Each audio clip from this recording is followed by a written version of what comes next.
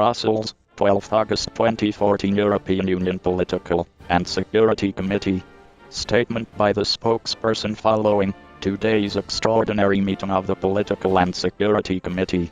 At the request of High Representative Catherine Ashton, the EU's Political and Security Committee convened today for an extraordinary meeting to discuss three major crises on which the European Union is fully mobilized. On the situation in Iraq, there was unanimous agreement on the need for urgent and increased international, coordinated humanitarian support, as well as the necessity to access the increasing number of people forced to flee the conflict, in particular those blocked on Sinjar Mountain, adding to the already very large number of internally displaced people. The PSC welcomed the substantial efforts by the EU and its member states so far, as well as the Commission's early humanitarian presence in the region and its coordination role. They underlined the need for strong coordination between the EU and its member states, as well as with other partners, in particular the United Nations. They welcomed the activation of the EU's Emergency Response Coordination Centre (ERCC) with a view to mobilize all the necessary means and resources for efficient aid delivery to those in urgent need. EU member states welcomed the efforts by the US and partners to stop the IS advance and facilitate access for humanitarian support.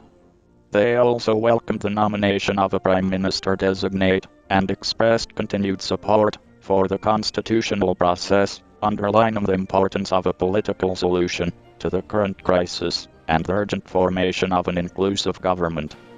The PSC noted the urgent request by the Kurdish regional authorities to certain member states for military support and underlined the need to consider this request in close coordination with Iraqi authorities as required by the EU Code of Conduct on arms exports, while stressing the importance of coordination with international partners. At the invitation of the PSC, EEAS services will swiftly engage in consultations with neighboring countries of Iraq and partners in order to develop options for further EU action. On Ukraine, the PSC was briefed on the political, security and humanitarian situation in eastern Ukraine, as well as on yesterday's phone calls by Commission President Barroso with Presidents Poroshenko and Putin. The PSC recalled Council conclusions of June and July 2014, in particular with regards to the ceasefire, border control and the need for Russia to refrain from gathering troops near the Ukrainian border.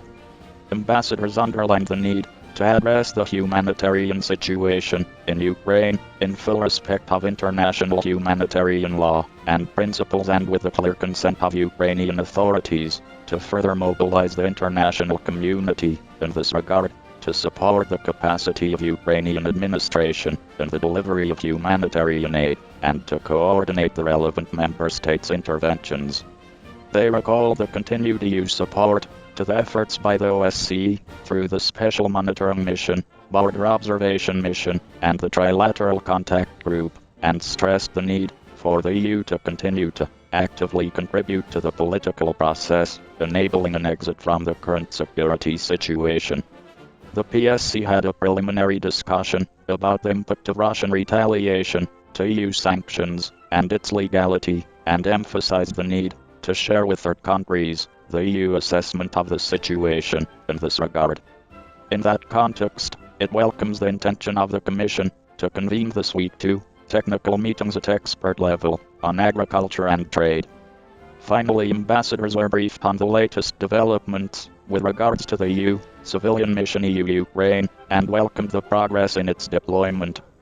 On Gaza, the PSC was briefed by the EEAS on the latest developments and by the Commission in the humanitarian situation and had an exchange of views on possible EU action.